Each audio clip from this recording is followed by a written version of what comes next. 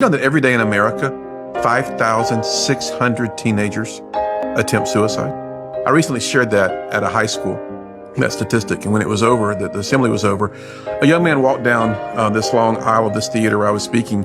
He came up to me, he was about 6'2", great looking kid. He goes, "Hey, I just really wanted to tell you thanks for coming to my school today." And then he just stopped, he said, "Hey guys, I'll meet you at lunch in a few minutes." And he looked at me and said, "Can you and I have a conversation?" And I said, "Yeah, I'd love to talk." He said, "You told me that my life matters." I said, "Yeah." He said, "Do you believe that?" I said, "Nope. I know that. I know it as well as I know my name. You were created on purpose, with purpose, and for purpose. And man, your life does matter." I said, "Tell me about yourself." He says, "Well, I'm a high school junior." I said, "Okay." I said, "Told me his GPA was pretty high." I said, That's impressive." He said, "I'm also the quarterback of the football team." I said, "Well, congratulations." I said, "Man, it sounds like you got it all together. You've got a bunch of buddies here that you're hanging out with. You got a great GPA, great looking kid. You're probably very popular. You're the quarterback of the football team. I'm just glad I got to meet you." And he reached out and he grabbed my arm and, "Wait a minute. I need to tell you one more thing." I said, "Tell me." And suddenly his eyes filled with tears. I said, "What's going on?"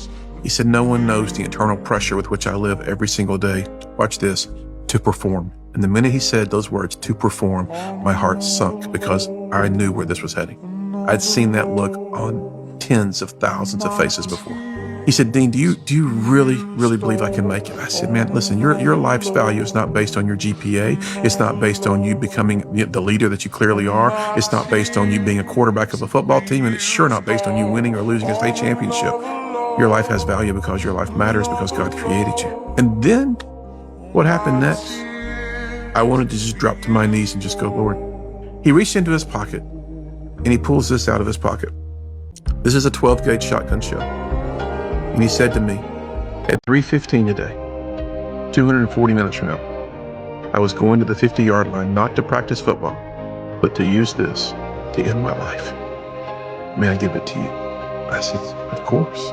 He wiped away his tears. I wiped away my tears. And I was like, "Man, I just had no idea." He said, "But I want you to know how important it is that I heard those words, that I matter, spoken to me from somebody who doesn't know anything about me." And that's what I want to say to you today. You may be the star quarterback. You may be the brightest student in your school. You may be the best musician. You may be the best. You may be the best of the best, or you may feel like you're the worst of the worst. Wherever you are on that continuum of time, this journey we have together, I want you to be mindful of a scripture in Job 33:4 that says this: "The Spirit of God made you, and the breath of the Almighty gave you life." That, my friend, is why you matter.